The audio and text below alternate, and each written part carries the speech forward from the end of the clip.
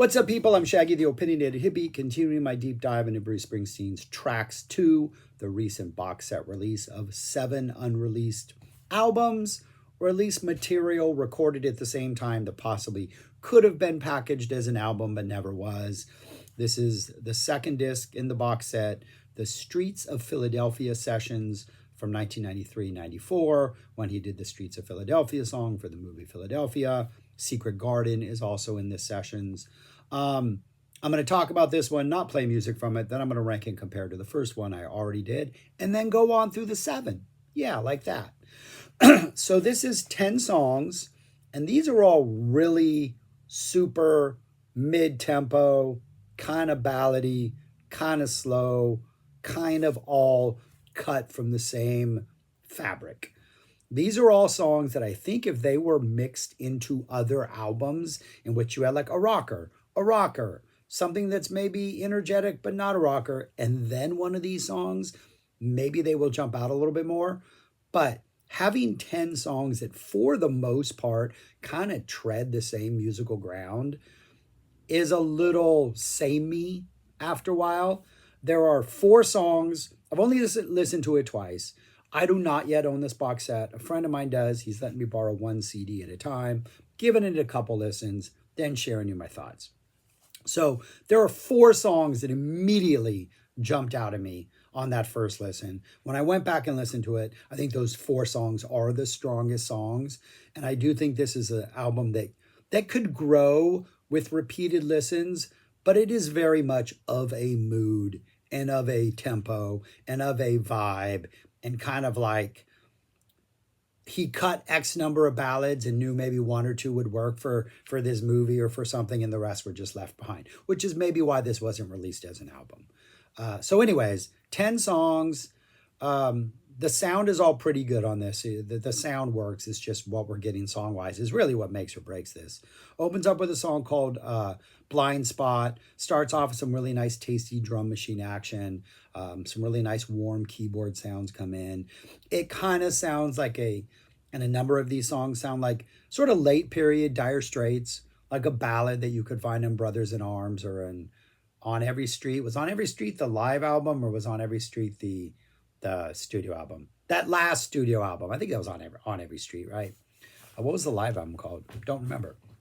But anyway, it sounds like a late period Dire Straits ballad with Bruce Springsteen singing it. It's an okay opener, nowhere near as like ineffective as an opener as the first song on the first CD, which was just like an all-time keeper. But tasty, warm, okay opener. Second song is Maybe I Don't Know You. Almost like the exact same similar mid-tempo vibe as the first song. Lyrics are about discovering new things about your lover. Maybe I don't know you. I didn't know you liked that color or liked that band type thing. Again, we got some drum beats. We got some warm keys.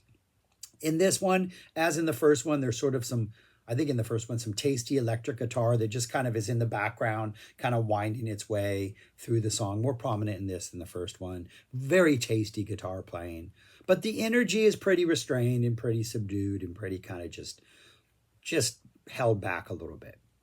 But then we get the third song, which was a song that immediately jumped out at me. Something in the Well. It has more of a gentle ballady vibe that a little more haunting energy to it, kind of melancholy, a little mysterious.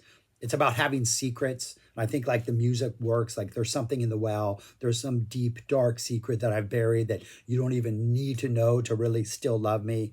There are some things that shouldn't be shared. The vibe and the sort of mystery of what is that secret? What did he bury? What is this lover hiding from somebody else? It appears in the music. The music and the lyrics form meets function perfectly. Really good song. And it's about how like these secrets linger and they haunt you. And even though that is your past that you want to put behind you, still it eats away at you. The music matches. Really, really, really strong song. Going forward, it's like, this 93, 94, so this is post Lucky Town. I mean, if either one of these was on like if this was on Lucky Town or was on like Human Touch, that immediately elevates that album to much higher heights. This was several years after that, but really, really a really strong song. Next, we keep the momentum going with another really strong song, Waiting on the End of the World. We get this really nice intro with some drums, some sort of building the energy with synths, but kind of calm synthesizer energy. It's got a very nice, like long, almost minute long, nice patient intro that's calm. Lets us just kind of seep in the music for a while before Bruce starts singing. And this has like an 80s synth mid-tempo vibe. But it's about a love you should not pursue. It's about toxic love. So not the most optimistic lyrics, but it's got this slow burning intensity, some really good guitar in it. We get a fade out at the end that just happens way too soon. This could be a longer song. There's sort of like I guess it's a guitar solo, but some very interesting guitar sort of atmospherics are happening as the song fades out. Don't need the fade out. This is one we could have let like linger and ride a little bit longer. Really, really good song. So 2 for 4 so far as things that I think are maybe playlist worthy on this. Next, we get the little things, which definitely has more of like a calmer, my hometown type ballady vibe. It's about finding comfort like through romance and all those like little things. I think it's the story of like a single event that happens like one troubled night. Has a very Paul Simon storytelling feel, which we get like little details and little snippets that maybe aren't necessary, but build like this more complete picture. And that's in the lyrics, so not a bad song. We Fell Down, which is a more mid-tempo balladry. I think this is the least compelling of the songs on here. It's about a relationship falling apart. Hey, we were working, but we fell down and now it's not working. It's about the aftermath, like struggling to continue after a romance falls apart. Lyrically, I think it's pretty engaging, but musically, I think it's probably the least interesting thing. Definitely maybe on the entire album, but definitely up to this point. Next, we have the one truly shining, bright, upbeat song on here. It's called One Beautiful Morning. It's just poppier. It's a little more upbeat. It feels like a U2 song, like a mid-90s U2 song. Almost kind of reminds me of the momentum of like something off Joshua Tree, like Where the Streets Have No Name. It's just got that sort of like percolating indie rock type energy that U2 had on Joshua Tree. Like if Bono was singing this, if U2 covered this album, I think it would sound exactly like a U2 song. It's a good song. I really like it. It's got nice bouncy energy. It's pretty much just about like a celebration of life in the face of death. I think it's maybe starts off at a funeral or starts off like coming face to face with the death of someone you love, but it's about that celebration of life in the face of that. I feel like this could have been a hit song. Like this could have been like one of Bruce's like really popular feel-good songs. And I think U2 could have done it. Really, really solid song. Between Heaven and Earth, another one, drum machine comes in, some really warm keyboard work, singing. It's about relationship troubles, but he's owning it. So the narrator understands he's responsible for these troubles. Secret Garden, slightly different vibe than the original. It also kind of gets lost in the sameness on this album. I think there are better things, which is interesting because I think he did put this on some other release, right? Like either Greatest Hits release or something. That Secret Garden found its way onto. But it sounds like roughly the more average stuff on here. So it's interesting that this is the one that he kind of chose to release. But yeah, it's just kind of lost in the sameness.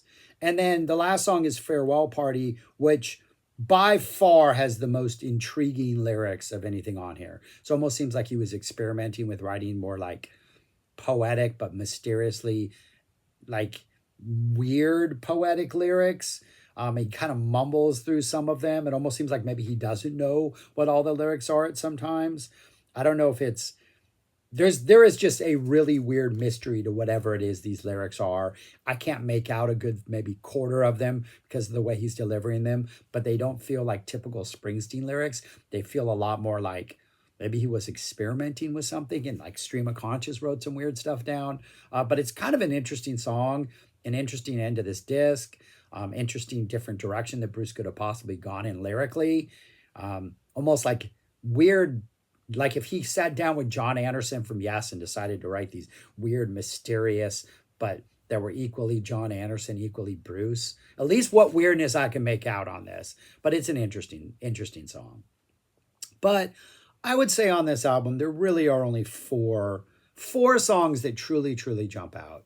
Something in the Well, which might be the best. The mystery of that is amazing. Waiting on the End of the World, which has this really nice slow burning intensity. One Beautiful Morning, which could have been a hit, could have been a U2 hit, could have been a Bruce hit. And then Farewell Party, which is just kind of weird lyrically.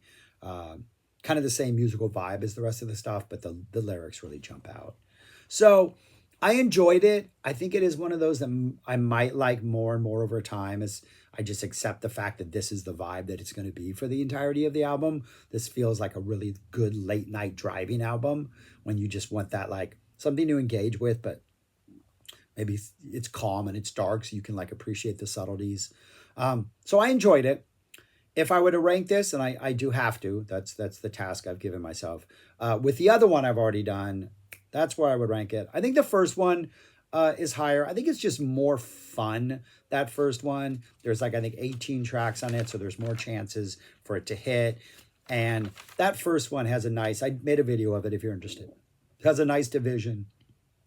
It was recorded between Nebraska and Born in the USA. And that first one has songs that you feel like could have worked on Nebraska, though that's a perfect album, so you really don't want to mess with it. And then songs that could have worked on Born in the USA and even made that maybe even a stronger album than it is, or at least not hurt it at all. And then there's a track or two that feel like it could have worked on Tunnel of Love. So I think that was just a little more interesting, a little more diverse, a lot of different flavors, some interesting bass work on some of that. But yeah, that's how I would rank them thus far. All right, those are my thoughts on the first two CDs of Tracks 2. Let me know your thoughts if you listen to this. Enjoying diving into this like old school Bruce, and like I'm assuming as we go through, we're going to get closer and closer chronologically, I'm assuming. Maybe not. We'll find out. Anyways, yeah.